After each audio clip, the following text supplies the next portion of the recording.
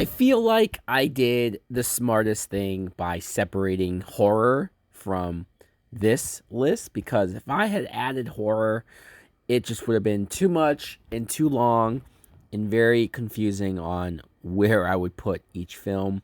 But I have made it easier on myself. I am doing 5 of the best movies from 2024. If you want to see my horror list, that is on my channel. Coming in at number 5, starting this list off, Furiosa, a Mad Max saga. I am glad that I get to showcase a movie like Furiosa. And this is coming from somebody who, when Fury Road came out, everybody loved it. Everybody was gushing over it. Everybody said that it was the greatest movie of all time. And I saw it in theaters in IMAX as well. And I just thought, it was cool. Like, I had fun with it. I definitely thought it was visually pleasing, but I guess I just wasn't blown away by particularly the story as everyone else. This film, though, I feel like Furiosa has the best of both worlds. It has that same look, that same visual style and tone that Fury Road had, but it has way more story. It has way more because it's a prequel and it's backstory on the character that is Furiosa. What everybody almost agreed that was the best parts of Fury Road. Sure, we are missing Charlize Theron, but I think Anya Taylor-Joy was more than capable of playing a younger version of this character, and even seeing everything that the character went through as a child and what happened to her mom, and then her getting sold as a slave of sorts to Chris Hemsworth's character. Chris Hemsworth also playing the main villain was a pleasant surprise. He doesn't play a villain all that often, and I thought he was clearly having fun. Number 4, a movie that was not nearly talked about enough, or at least it wasn't seen by nearly enough people. I'm talking about The Fall Guy, a film that I couldn't believe it didn't make the money that it should have. When you look at this cast, when you look at the movie poster, when you look at the trailer and how much fun the trailer looks, I am shocked that this movie did not make all of the money. Ryan Gosling, super charming, obviously good looking, but he's also a really good actor. It's not just somebody that Hollywood is, at least in my opinion, forcing down our throats or shoving in our faces and say, hey, look, like this guy. Because I feel like he's genuinely likable. Like you don't have to try too hard with him. And I think he's also very versatile in his acting. You see him in other movies where he can be super serious and super brooding, and then other films where he's a lot more charming, and then even in this movie where he's more of the guy that sort of is on the outs, not just with his career and what happened with the injury, him being a stunt guy and the accident that happened on set, but also his relationship with Emily Blunt. Emily Blunt's another actress that I see her face on a movie poster and I'm instantly more intrigued. I'm instantly interested. And I guess it's just one of those situations where the movie star, in quotes, just doesn't exist anymore.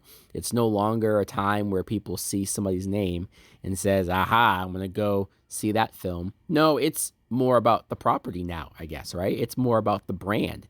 It's more, in some cases, about the director and the studio. It's kind of wild, the type of world we're living in where you can't predict which and what kind of movies are going to make the money that they will make. I think this movie, formula-wise, has every ingredient that would fit a perfectly fun summer blockbuster film, but also isn't nearly as dumb as some of the other blockbuster films that somehow made more money than this. At number 3, Dune Part 2.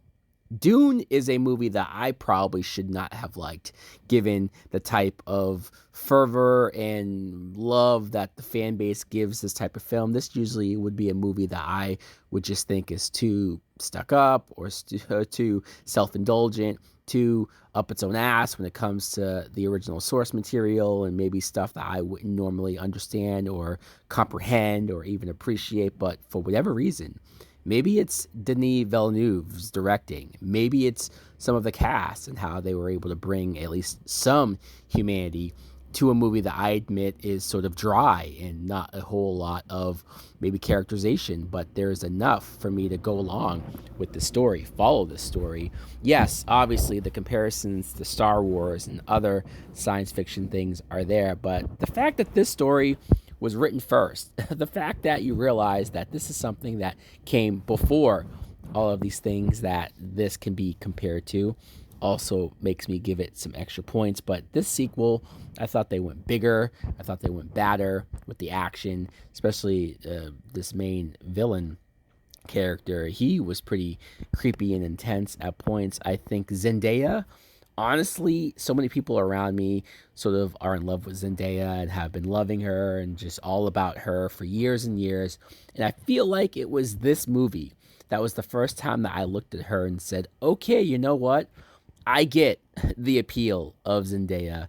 I get it very, very much. And Timothy Chalamet is one of those actors that I normally look at, and I would say that he's being force fed by Hollywood. I would say that maybe he's a little overrated, but for whatever reason, the way how he plays this character, I actually can vibe with it. I can actually go with it.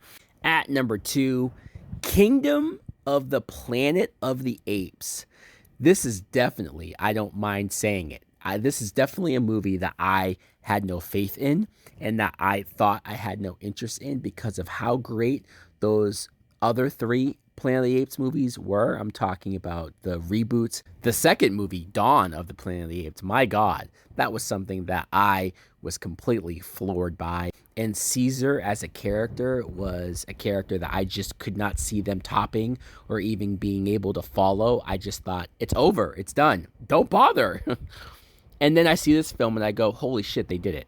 Holy shit, they got me invested and they got me interested in this new group of characters, this new group of apes, and following their story, following the conflict that they have, almost an infighting conflict with another ape who sort of appointed himself as the king, and seeing all of that was very fascinating. But then you have the human element, which usually I roll my eyes when we get to the human element. Sometimes you think we don't need humans. Sometimes you think this is forced, humans just having to be a part of these apes story. But this one actually works. This human element, this human involvement actually makes the story even better, actually makes me wonder, like, maybe they can pull this off and give us a brand new, just as great trilogy as well. But for my number 1 favorite movie of 2024, I'm sure it's not going to be the same for most people. I see everybody talking about this movie and that movie and, oh yeah, that other movie over there. But at heart, I'm a comic book nerd. I'm a comic book geek. And Deadpool and Wolverine, this film being so anticipated for myself, between the trailers and between Marvel being in the current sort of outlook that people have for it, I'm not nearly as down as everybody else, but I do acknowledge that in general, I think audiences do want something more fresh and something different from Marvel right now.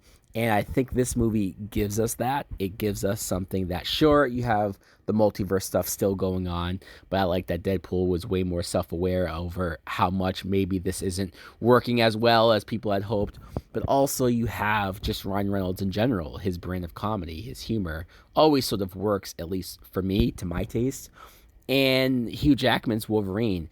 This worked out so well, bringing him back. He's clearly the Wolverine. It's clearly a position where I don't know who would be able to take over this role, if ever. At this point, we will be glad with Hugh Jackman just playing him till he's 90, because why not? And also, yes, this is officially an MCU movie. Yes, this is officially the first time Deadpool and other X-Men characters are in the MCU, but I loved how this movie came off more as a love letter to the Fox films. Even though the Fox movies, obviously, they're up and down. I have a love-hate relationship, and a lot of the movies I hate a lot. But I do love a good portion of them as well. I do respect a lot of those X-Men movies as well. And so seeing a movie sort of for the last time, giving love and care and respect to what came before, even if it's not all perfect, it still was important to what type of superhero movies we still get today. So guys, let me know in the comments below, what do you think of not only my list, but what are some of your favorite movies of 2024? Thanks for watching. Like, comment, subscribe. Later.